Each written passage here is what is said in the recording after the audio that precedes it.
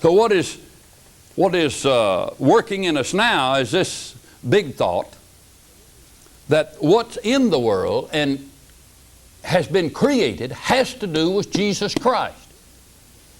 It's hard to look at somebody dying with a cancer and say Jesus has to do with that, because our first thinking is by the obvious outside thing that says death and Satan and disease are eating up a good person here. But that's not what's working at all. That's what we see. That's what we see as natural beings. That's not what is happening as spirit beings. As spirit beings, we have to see through it. Not God in the cancer, but we have to see through it that God is working even in what appears to be a negative thing. So, the only way we can live life is by subjection to the Father who is Spirit. A little verse you need to mark in Hebrews chapter 12.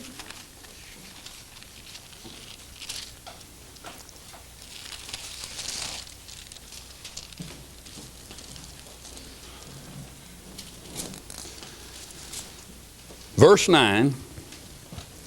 Furthermore, and this verse comes behind one of the severest things said in the Scriptures, that if the believer doesn't endure chastening, he's a bastard.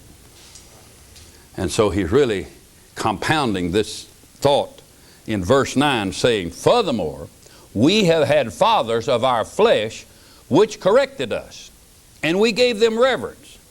Shall we not much rather be in subjection unto the Father of spirits, unto our spiritual Father, and live? Now, what we don't know about is how to be in subjection to a spiritual Father.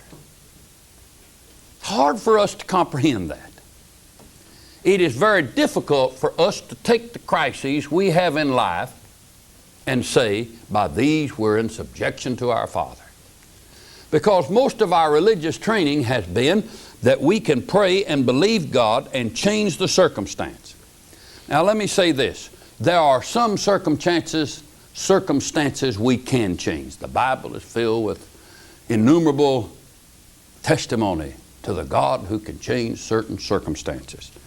But generally speaking, the change of a circumstance in the world that you live in does not change the circumstances that are put in creation. The insolvable problems that we have now in the universe are a part of God's creative scheme to bring crises to free moral agents. And we're not going to get rid of those. There are times that you'll go into a fiery furnace and it won't burn you. Christ will be seen in it. There will be other times that you go to the front door of a fiery furnace and God will take it away and you won't have to go in at all. There will be other times that you'll go into a fiery furnace and you won't find a blessed soul in there but you.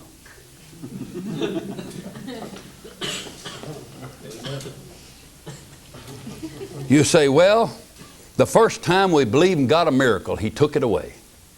Second time we believed and Jesus met us in the trial. Third time you must have had sin in your life. But the fact is, the fire furnace was made by the Father. The difference in the treatment is how you see it. Seeing Him and knowing Him is the message that's going to liberate this world from the hurt and pain. But dear friends, it isn't being liberated from hurt and pain that is the essence of our existence. The purpose of our existence is to come to know Him in whom to know is life eternal.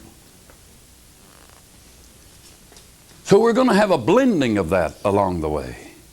Sometimes He's going to take the furnace away, and sometimes you're going to walk in it and He'll give you strength. But in all of it, His purpose is that your spirit being And He's the Father of spirits, and the only way you are to live is in that union with Him.